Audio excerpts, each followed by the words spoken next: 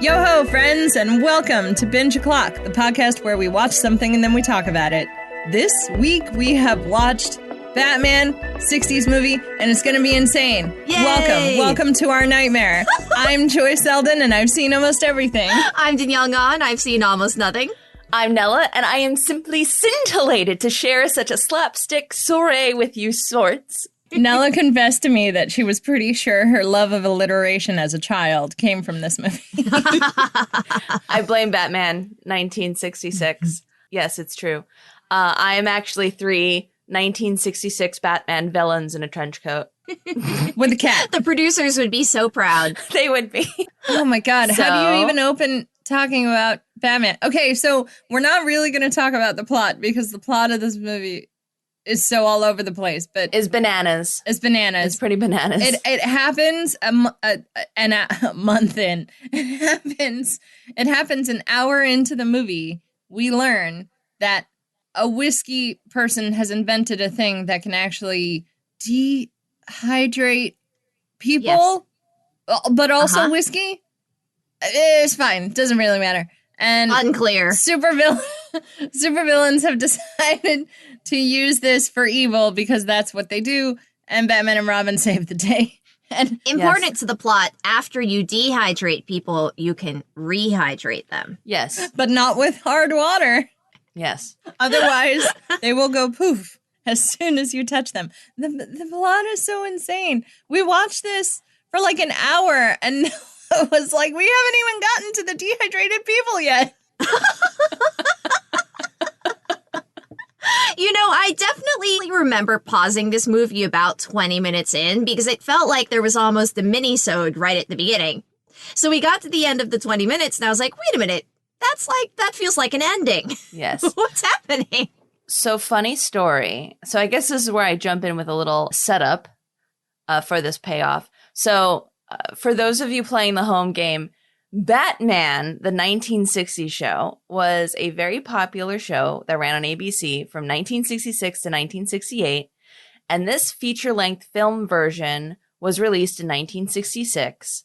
Now, the series itself ran for 3 seasons, and within a month of its first episode, it was one of the highest-rated TV series, which was great because originally the show producer wanted the movie to happen before the series because he wanted the movie to introduce people to the conceit. However, the studio was like, that's bonkers. It would cost us so much more money to make a movie instead of a TV pilot. Just do the damn pilot. Like, leave the movie for later, which is what happened. But because of the success of the show was so immediate, they were pretty much like, okay, here, take the money and run. And they were able to do the series. Unfortunately, the woman who plays Catwoman in season 1 and season 2, Julie Newmar, wasn't able to play the role of Catwoman in the movie, so they brought on Lee Merriweather, and I'm pretty sure they cast her because she's pretty much a dead ringer for Julie. It's a real Roby Presley problem going on here of two white women who are just indistinguishable from each other. To my eye. Like, this is the Catwoman challenge. Like, look up a picture of Julie Newmar and look up a picture of Lee Merriweather as Catwoman and just be like, which is which? You will not be able to tell the difference.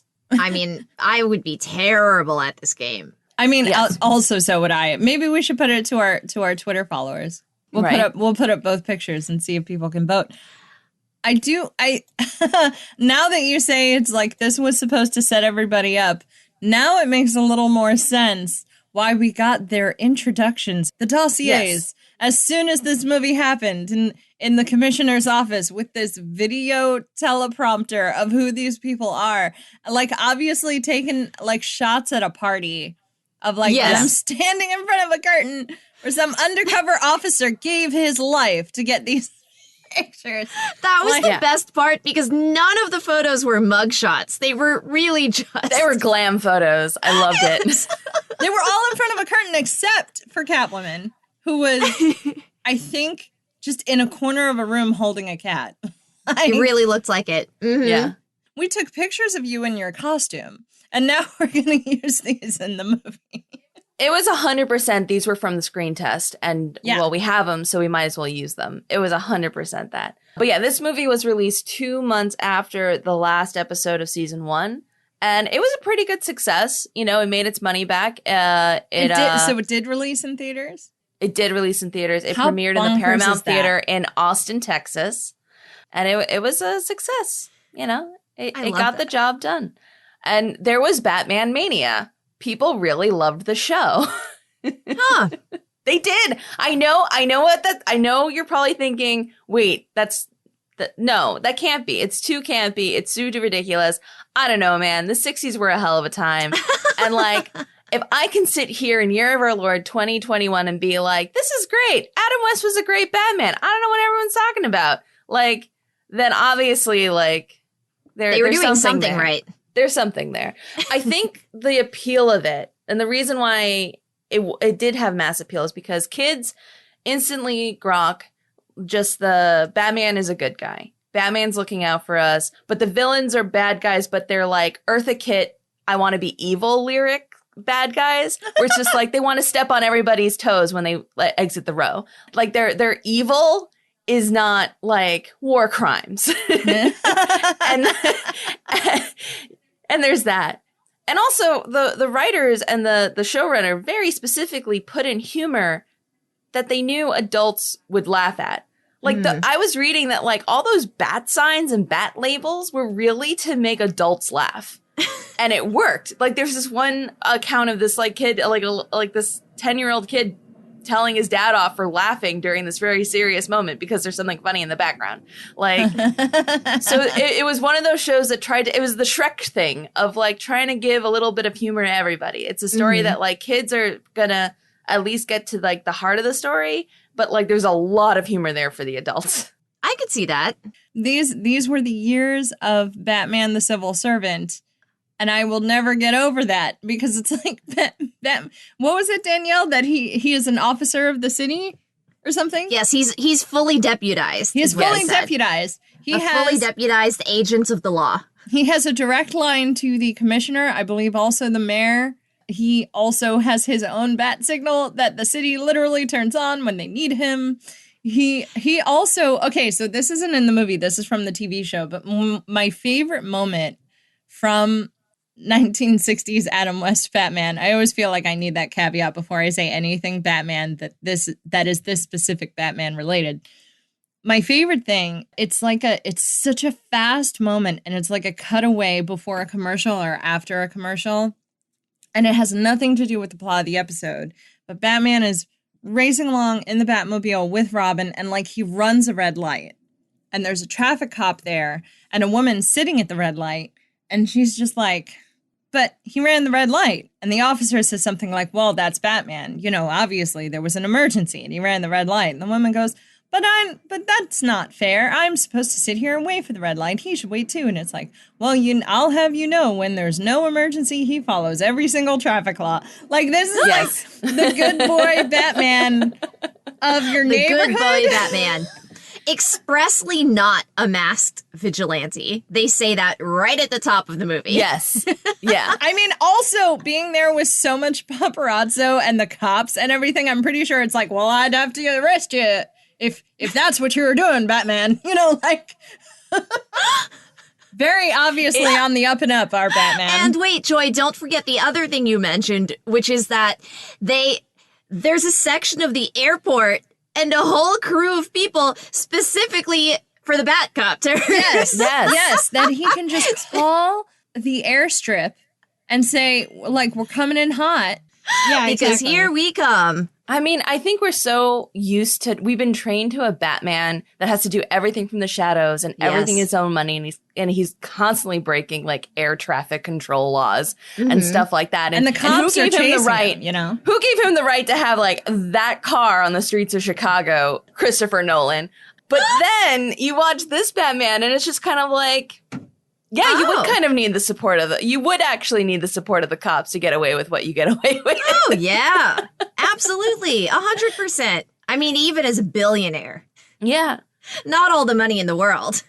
Man, you know this Bruce Wayne, like, has some serious tax write-offs because he's getting, like, funding from, like, city and state for his crime fighting.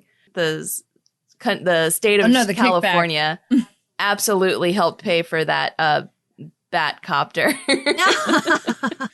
I just kind of want to touch on like the other cast of characters because, you know, whenever I watch these things from the 60s, it's such like that guy. You know, we have Cesar Romano playing the Joker, which, you know, was the Joker I grew up with.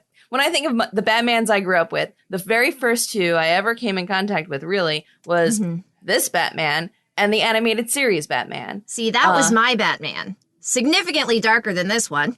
Well, yeah, but still really good. And yet somehow not as dark as, I mean, obviously Chris Nolan, but even Michael Keaton, like, not even nearly as dark as that. Mm-hmm. Yeah. Well, it had like the pulpy darkness of the earlier comics, like where it felt like this noir, but without being like grim and like awful. But, you know, this is where we get the villains of, you know, the Joker and the Penguin and the Riddler and Catwoman. And I find it really funny that, like, Cesar Romano, who played the Joker, and Meredith Burgess, who played the Penguin, were, like, neck for neck for, like, who was the most on the show as a villain. Oh. Like, supposedly Meredith Burgess was like, you could just call him up and be like, I think we're going to write a Penguin episode. And he's like, I'm there. He loved it. He loved it. And I just love the fact that, like, his trademark quacking sound had to be created because he didn't smoke. And because the Penguin smoked so often, it irritated his throat. So he kept, like, wrecking takes by coughing. Oh, is that what that is? So the quacking was just his way of clearing his throat without actually coughing. He is also a bird making the wrong sounds, which I will never not find funny. Yes, this is correct. This is, I think, why I find it so endearing that he quacks. Kind of wrong water bird, sir.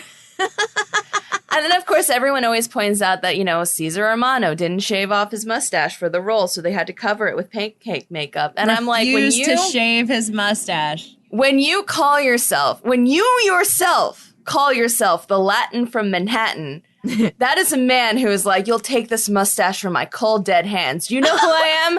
I was in The Woman is a Devil with Marlon Diedrich. You know, it didn't My need mother to is come Cuban. off. My father is from Spain. I don't care.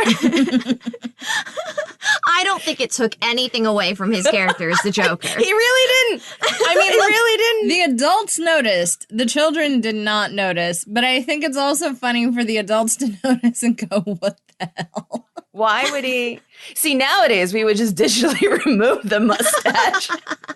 For no, for a DC property. No actual reference that happened within the last 5 years for that one. Nope.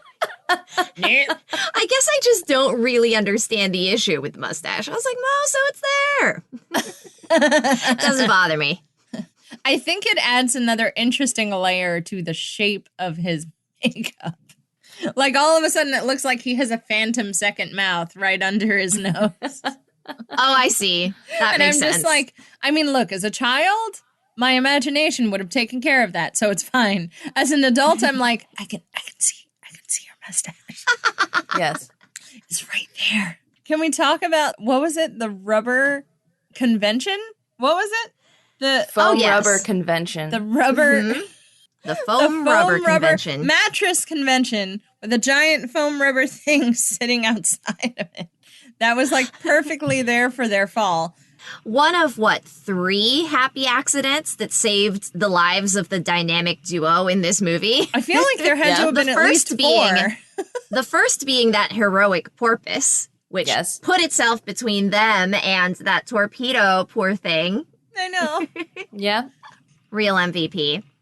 At least 4. You know what? I guess there was the moment where that hench person fell onto the trap that Batman was supposed to fall onto. Oh. So let's call that 2. And apparently Penguin's gas, I guess, was supposed to kill them, ? Which I'm always like, how do you know you're pulling the right umbrella?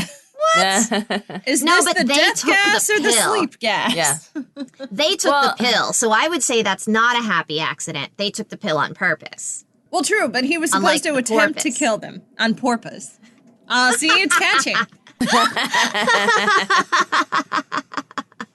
I mean, speaking of that porpoise, the penguin in this movie had a very specific brand, but I kind of love that the brand is just all things ocean. Yes. Is it ocean? It's penguin. Pirates? Yeah. Speaks to sea creatures? Sure. Somewhere Aqua's man like, but that's my thing. That's my thing. You can't take my thing. You can't take my thing. Don't take my thing. Although I love the penguin submarine with the little flippers. I know. The little flippers. I love the flippers. And then the little periscope that actually looks like a penguin face. And then when they look through the periscope, it's lip-shaped or bill-shaped. Yes. I also really Just love the detail of this movie. Their intercoms for the whole submarine look like The little periscope. penguins.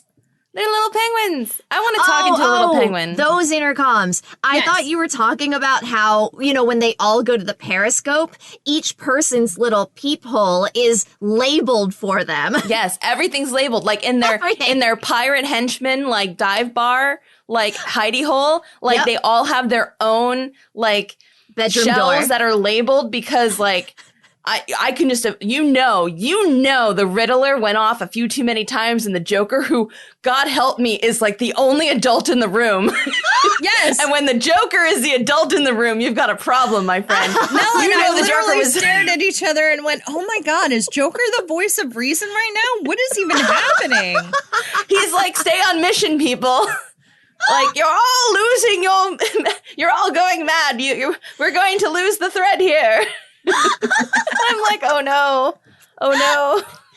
Riddler and Penguin are just off doing their own things. I also love that Riddler and Penguin had this perfect symbiosis where Riddler was like, "Hey, can we program some of those missiles, I guess, that you have on board to like write my riddles in the sky?" Sure. Okay, guys. Yeah. Guys, where did you get a Polaris missile? Several. A Polaris Several. missile. Okay, So those many. things don't just fall off the back of a truck. The Polaris missile was a 2-stage solid-fueled nuclear-armed submarine-launched ballistic missile. I mean, whoever sold them this Army surplus submarine and someone similar to them is where they got all of those supplies, as I understand it. And then had them detail it to look like a penguin. And then how to do... we are just 2 seasons away from Eartha Kitt's cat car, which was green. Green. I remember it being green. Talking about color, can we just talk about how much I love how 1960 shows are backlit? Like, I love how they use color in shows like this. Yeah, I really love the setup of all the shots and the angles. Some of the angles were a little, seasick inducing. Well, no, they relied on that Dutch angle a little too much, and they needed to back it up a little. A little too hard. But when they had all the super villains in a shot, they like managed to somehow make them all like on equal plane, like equal footing. Like they just really knew how to light them and their costumes and their colors. Oh, yeah. That's a good point. And like a part of it is definitely like in the 60s, you would still have people who didn't have color TVs. So like that kind of contrasting color really helps for black and white. But like it also is an aesthetic that I wish we could bring back just a little bit. Oh, you should talk, since we mentioned Eartha Kitt. Oh, yeah. So let's talk about like responding to a racism. So Let's talk about interracial couples in the 60s on television. Okay. So in the first 2 seasons of the Batman series, there was a lot of heavy flirtation between Catwoman and Batman, right? Usually Like, through Miss Kitka. it was real saucy stuff. And even just outside of the movie, like Wait, this was. I have a very quick question. Yes. In all of the in the season before this, he never knew that Catwoman was Miss Kitka. In the movie, that's where he finds out. I feel like I'm pretty sure Miss Kitka is just in the movie. Oh, okay. She's not in the series. Yeah, and she's just in the movie, and like they were like flirty McFlirty sons, like with her as Catwoman, and he would be like, Oh, okay. you know, I might be misremembering it. Continue. yeah, I'm pretty sure Miss Kitka is only in the movie. But yeah, so they had this like big, massive flirtation thing, and then Julie Newmar had to. She was contractually obligated to, and I hate saying this, play an Apache woman in a Western, so she couldn't come back for season 3. Because, I mean, and this is one of those things where it's just like, she was contractually obligated to be in this movie. Yeah. As a Native American character. And I'm just like, when you're, I mean, now we talk about how actors, like, you could have just said no to the part.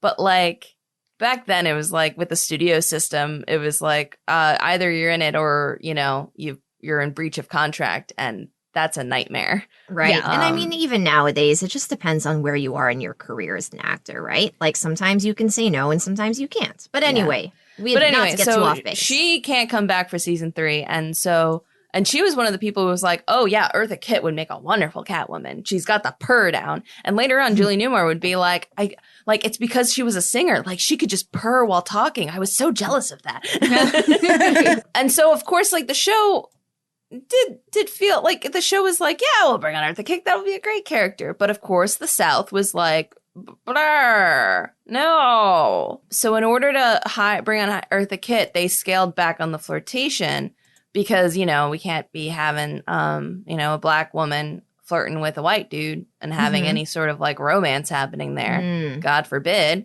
But because of that, you sort of see the shift in how she is as a character, where she's still very sensual and like obviously like a very powerful character, but and in season 3 is where they also bring on Batgirl, I'm pretty sure, where Batgirl really becomes a part of the team. And at least twice Eartha Kitt like separates Batgirl from the dynamic duo and like has her hostage and is about to like, you know, threaten her with death or whatever because she knows that Batman and Robin will do everything to save Batgirl. Like there's this one scene where Catwoman runs into a woman's dressing room knowing that Batman and Robin would never follow her in there, and Batgirl runs in, and that's where she captures Batgirl. And I just like this change of Catwoman, of just like somebody who like outwits them by using their perceived weaknesses against them. And she's so much more of a criminal mastermind. Oh, I love that. Like getting to be a mastermind or getting to outwit them without being a honeypot. Exactly. Precisely. Yeah. Exactly. I love it. And I love the like this weird juxtaposition of like, well, I guess if we can't make her the love interest, she'll just get character development. Oh, shucks. Oh, man. I know. It's so good. It's such a, like, it's both a weird conceit of the show, but also I'm sitting here with like, you know, post Deanna Troi Star Trek. And I'm just like, well, yeah, we do this to ourselves. Like, as soon as you make somebody the love interest, all of a sudden it's like, well, that's their only character trait. And I'm like, but why though? Yeah. So unfortunate. But why though? Yes, that would have been Valerie. That would have been Valerie. Season one, Almost Human. Oh boy. Valerie, who we never actually get to find out anything about. Because she was the love interest. Now, wait, when did Eartha Kitt join the show? Season 3. Season 3. So this movie would have come out between season 1 and season 2. Okay. So Julie Newmar returned for season 2, then couldn't return for season 3, and then they just completely recast the part instead of trying to catch another white woman who looked enough like Julie Newmar to confuse a young Nella. Which I still, like, I'm still literally sitting here like, it's so funny that everybody says Eartha Kitt is the best Catwoman. And I'm just like, well, it sounds like there's a reason for that. Like, it sounds like they actually spent time creating a Catwoman that was actually, you know, worth fighting. Right? Yes. Yeah. Worth fighting for? A girl worth fighting for? A girl worth fighting for? Okay. We've gotten off track. No, yes, but I love stories like that where it's just like, you know, we thought we were doing this thing. It turns out we were doing this other thing. You're welcome. Touch on the Riddler, you know, with his absolutely baffling riddles. Played by Frank Gorshin, who was a character actor, and he was mostly famous for being an impressionist. Like, he had a whole Vegas show just like doing impressions of people. That must have been some extra. Lot of guest appearances on like the Ed Sullivan Show and stuff. So, oh, that's awesome. Yeah, but I feel like I don't know. I just love watching the villains because I feel like they rolled up and they understood the assignment. Oh yeah, they were exactly as fun and zany and wacky as they needed to be. Yes. I do. The thing about the Riddler, okay, so having never read the comics, having only had the 60s Batman to go on for a while, I think I didn't understand why everyone was so focused on Joker when like the Keaton movie came out and then Joker shows up again and then Joker shows up again. And I'm like, I mean, if you really wanted an agent of chaos, the Riddler is right there. Ah, interesting. You know what I mean? Because all I had to go on was this portrayal of the Riddler. And then, like, Jim Carrey did it, and I was like, oh, no, he's perfect. I don't know what you guys are talking about. This Jim Carrey understood the assignment. Jim Carrey understood the assignment in that movie. And now I want to go rewatch that movie. And it's just like the whole Batman and the Joker being like the mirror image of Batman, even though like I've also seen it argued like if you really want a mirror image of Batman, it's the Penguin, because the Penguin is also from a rich family, but who did not have a good household, uses his money for ill. Yeah. And what are you going to do about that? It's like, it's dark. Right. You wanted dark Batman. You got him in the Penguin. Yeah. You're there. Quack. God, I love Penguin. I'm remembering, I think the Riddler that I remembered pre-Jim Carrey was the one from Batman the Animated Series. Wasn't the Riddler episode the one with the labyrinth with the Minotaur in the center? I think so. It's been a hot minute. It's been so long. That's the Batman I want to go back and watch. Or rewatch, rather. I think that's actually on, maybe it's not for Disney sure Plus. on something. It's either on Disney Plus or HBO Max. But like I've been trying to do a rewatch of some of those things. I know Batman the Animated Series is currently on HBO Max. Ah, all right. There we go. I'll give it a watch. Well, wait, before we get too far off the Riddler, though, shall we talk about his riddles? Oh God. Oh God. Baffling. How do you even unpack how just what does a turkey do when he flies upside down?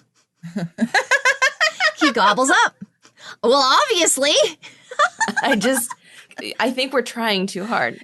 Like They're finding all of the connections that aren't really there. To be fair, that's actually what I said. I was like, this looks like a meeting of the people who tried too hard. It's like the four of them trying to figure out the supervillains, and they're all just like, they're doing that TV thing where somebody walks up close to the camera and then somebody walks away and then somebody crosses the camera, and they all have in a the part. sea. See, for Catwoman, the shark was pulling your leg. You see, that's the Joker. That scene. Yes. And like maybe this is just what happens when like you live in Gotham City. Like, so it's not like you're dealing with normal Riddler, like normal riddles. You're dealing with Riddler riddles. And once you sort of crack the code on the Riddler, which is just that he's obsessive and his riddles don't make any sense, maybe then you just get it.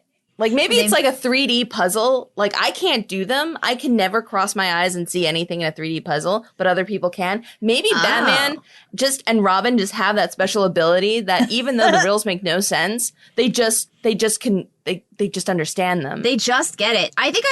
I mean, Robin especially. Robin is the one who cracked almost all of these riddles and was able to make those connections. And I think one of my favorite lines...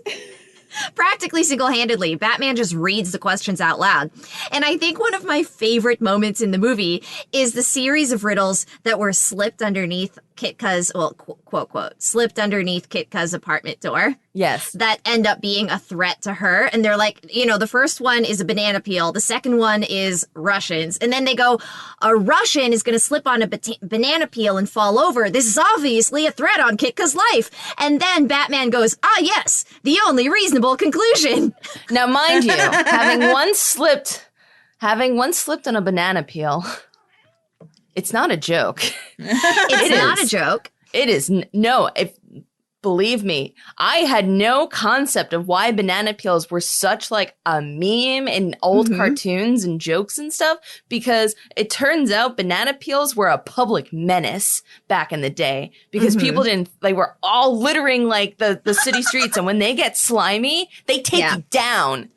Oh, I'm sure. No, that's not the joke. The joke is where they follow this impossible trail and then the Batman goes, oh yes, the only possible conclusion. The only possible conclusion. That's it. Literally not anything else. Nothing else. Like, again, I'm pretty sure this is just because, like, if this were anywhere else in the world at any other time, like if Columbo were there, he'd be like, I think you're kind of stretching there, Batman. I got this feeling that maybe. And you know what? Columbo would be wrong.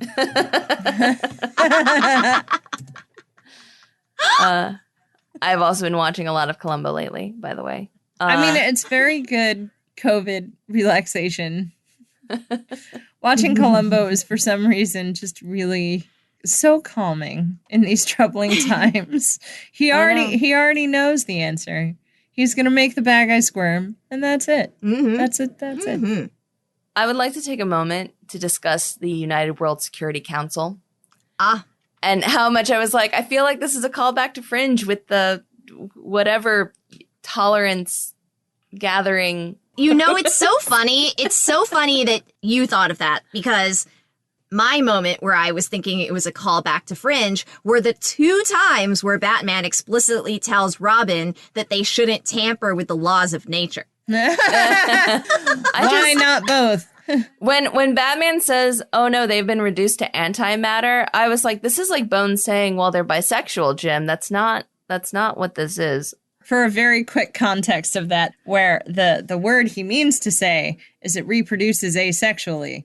But that's not actually what he says. Instead, he says they're born bisexual. They're and I'm born like, Bones. Oh, you keep using that word. I don't think you know what that word means. I don't think the writer knew what that word means. I mean, to be fair, I know, like, there have been evolutions of words, but there was definitely a better word than that the writer. I don't think this is one of those situations. I don't think, like, I tried to give him the benefit of the doubt, and I was just like, no, this is just.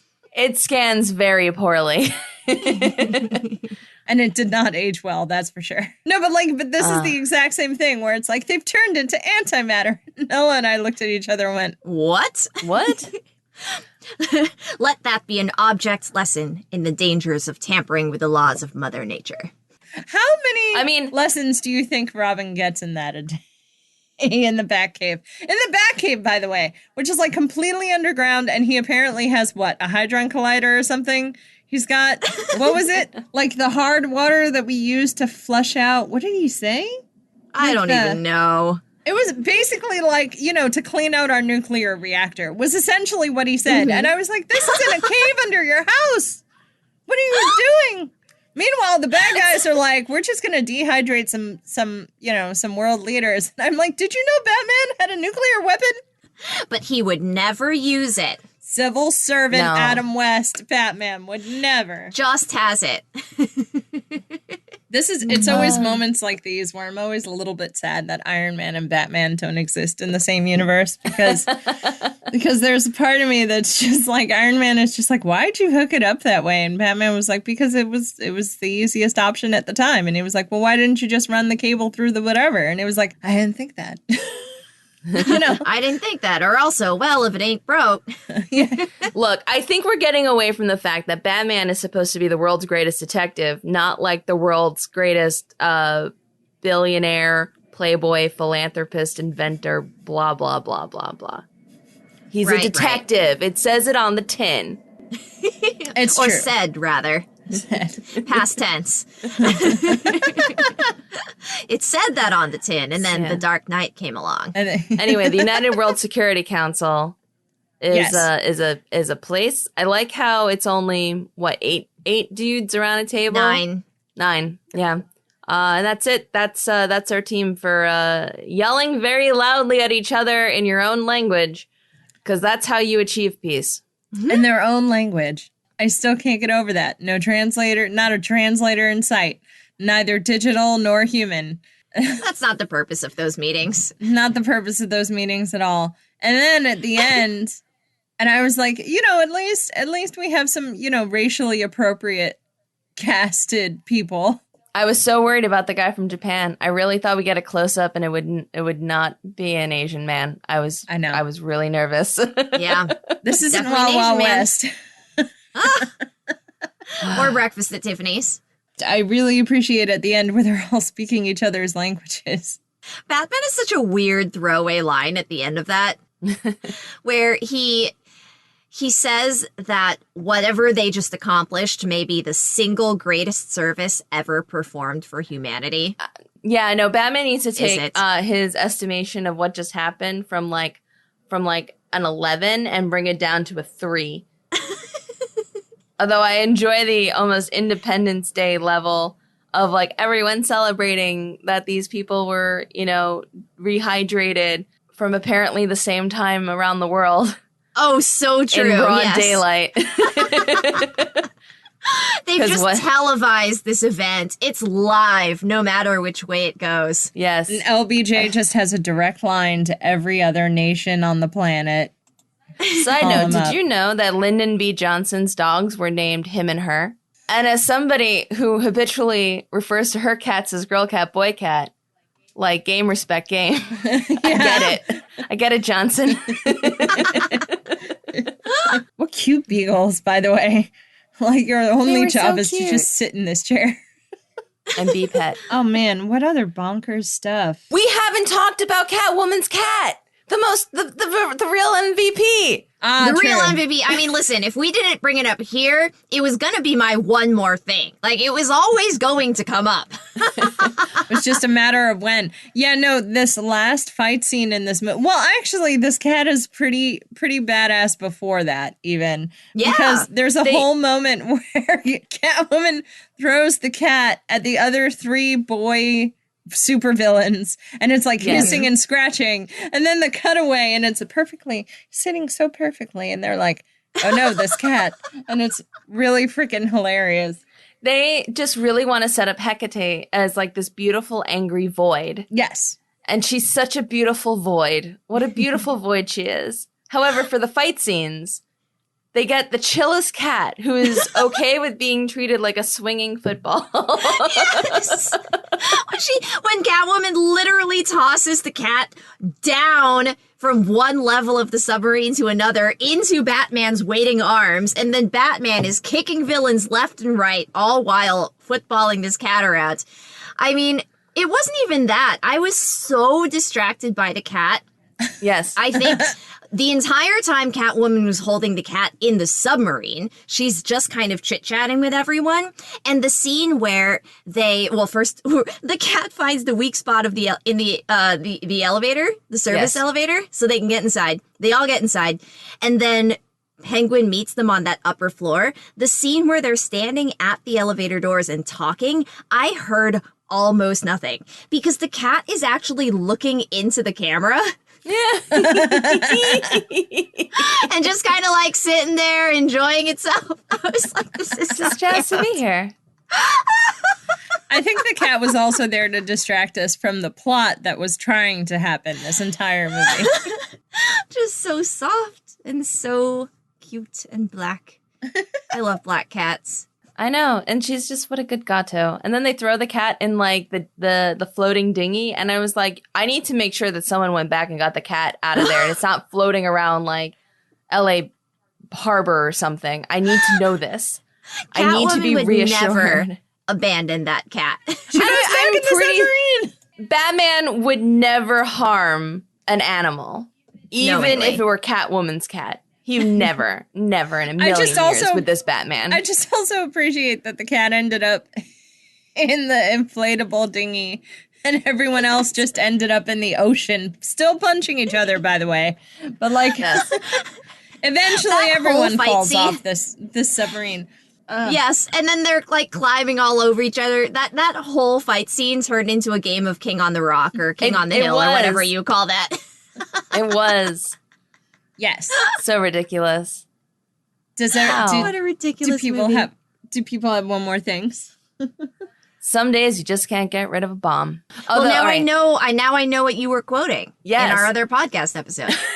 So here's my favorite part of that scene. I mean, every part of that scene is my favorite part of that scene, but my favorite part of that scene is, so he gets the bomb in like the pirate henchman headquarters, which, I mean, look, at this point, we haven't really talked much about the plot.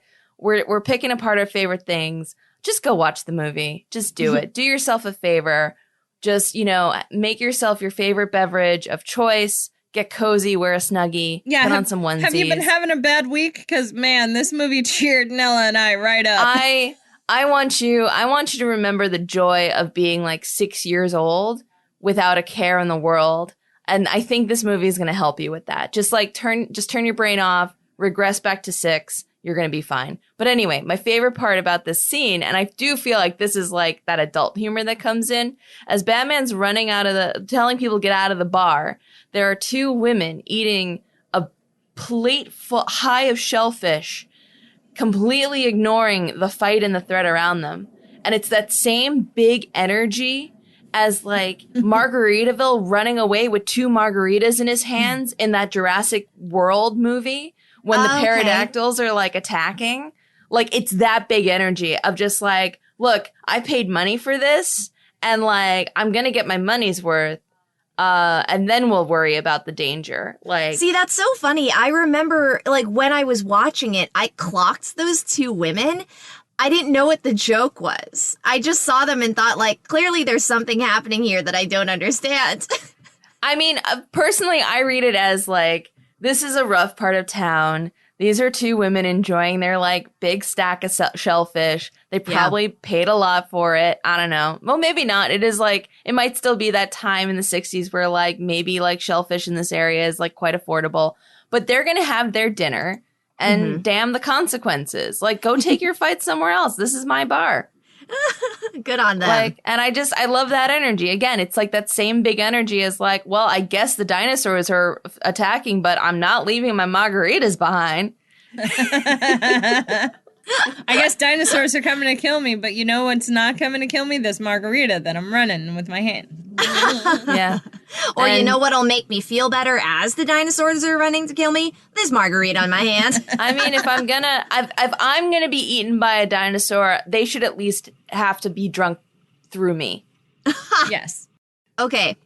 My one more thing is a detail that I will just expand to the rest of the movie, which is, and I think we briefly mentioned this earlier, I love how this movie is packed to the brim, if not overflowing, with just, I don't even know what to call them. Just these little visual jokes and puns and character details. Yes. That I feel like if I watched this movie 3 times, I still wouldn't catch every little visual joke they threw in it.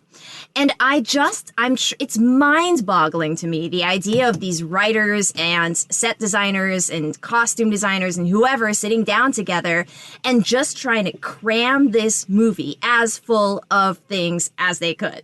Yeah. I mean, down to when Catwoman is on the date with Bruce Wayne, or Kitka, I suppose, is on the date with Bruce Wayne, and she has to communicate with the other villains, and the little communicator is shaped like a black cat. Yes, of course. And it meows the Morse code. Yes. Yeah.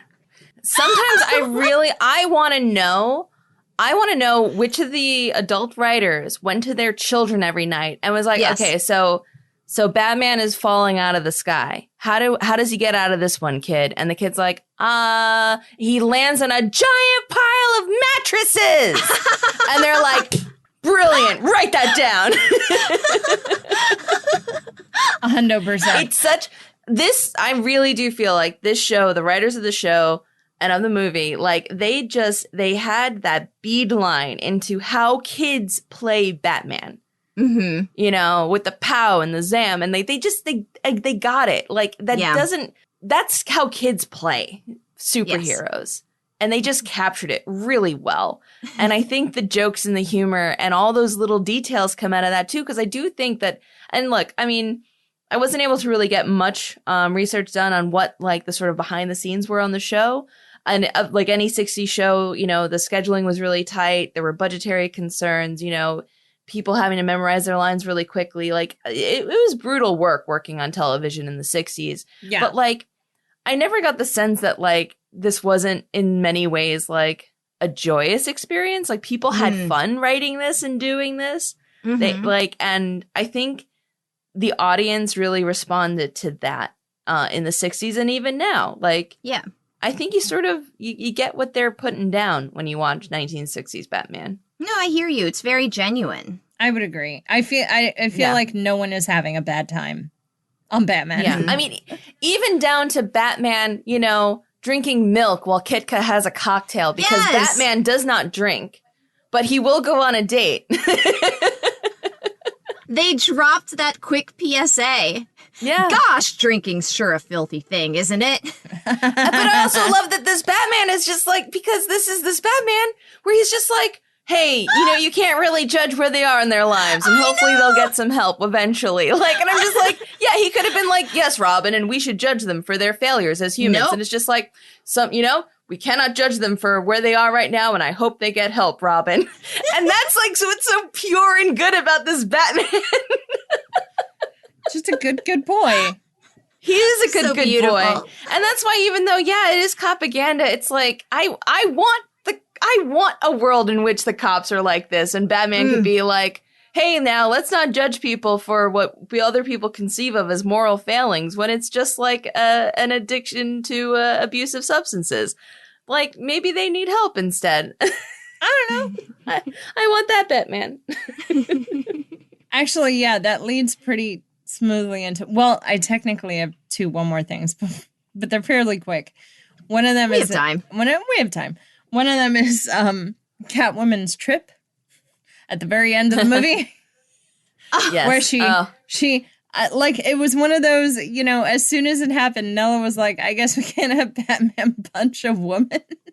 Well, that's why they have to bring in Batgirl in season 3, because it's like, well, I mean, he can't punch women. And I mean, you know keep what? just throwing the cat at him. Kudos to 1960s for having slightly better optics on this one thing. Then Wild Wild West. Oh my God. Nella's been showing me Wild Wild West, and the number of times he punches women are like, I know. Slaps them, so punches them, manhandles them. I'm manhandles like, him. Jim West, I don't want to fight you. I would just like to talk, Jim West. Jim West, I would like you to sit down, and I would like to have a word about how you deal with women who are in obvious distress. Yeah. It's Not even bad guys, just women in obvious distress, just sir. women in obvious distress. It's just like, at least Catwoman was a supervillain, I guess. Which, like, Batman doesn't even punch her. Doesn't even do anything. Basically chases her down a ladder, and then she trips on the last stair. Although, can I just Her say, mask falls off. I know, and he finds out that Miss Kitka was Catwoman the whole time, and just his face falling and Robin trying to comfort him and him just saying, it's just one of those things in the life of the crime fighter. It means nothing. Snap on the back cuffs.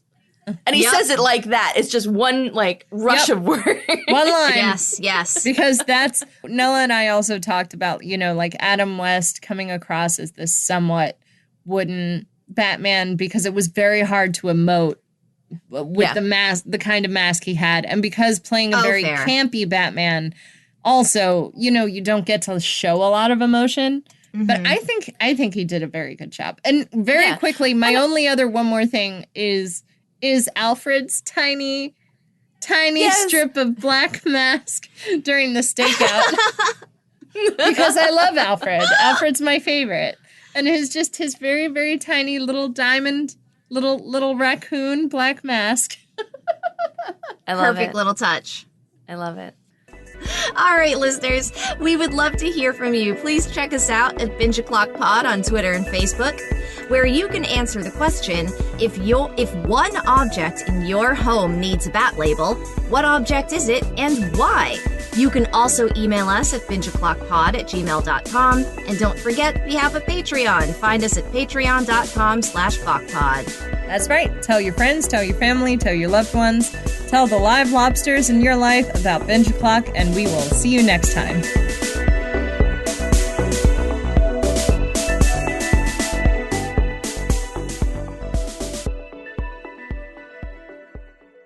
I think that does it. Here we are at the living end, whatever that means. At the living end. What even is strange. that? Here we are. Yes. Yes. At the living end of this podcast episode. Next POC time, next Bach channel. Place? Something. Same Bach time, same pod channel. It still doesn't work. It's fine. We'll come up with We'll it make it close. work. I think we're trying too hard.